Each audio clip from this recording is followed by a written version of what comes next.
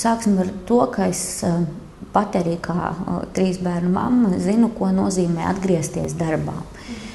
Protams, tur nāk papildus izdevumi par bērnu pieskatīšanu. Veids, kā šos papildus izdevumus, kas rodās par bērnu pieskatīšanu, valsts ģimenei nokompensē, var būt dažādi. Pirmkārt, tad ir tas bērnu pieskatīšanas pakalpojums pieejams arī no gada vecuma, vai tas ir mērķēts maksājums tieši bērnu pieskatīšanai, bet tas, ko piedāvā kolēģi, ir pagarināt sociālās apdrošināšanas pabalstu. Un tas, principā, ir pretrunā ar apdrošināšanas būtību, jo apdrošināšana ir gadījumam, kad jums iestājas kāds risks. Ja?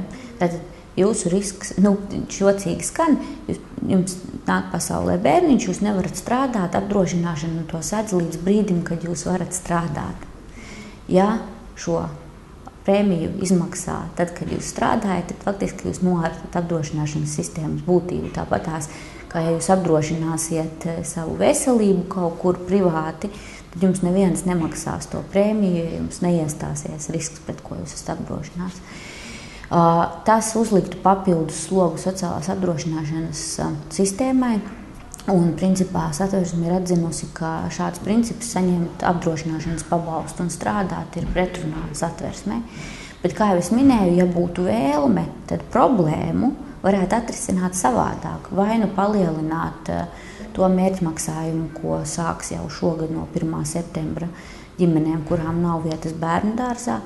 Ja 100 lati nepietiekami, lūdzu, tad palielinam to summu, ko ģimene var dabūt, lai nopirktu auklītes pakalpojumus. Vai atkal piešķiram papildus finansējumu bērnu iestāžu attīstībai. Bet šeit ir mazliet, kā tautā saka, ar labo roku kasīt kreiso ausi.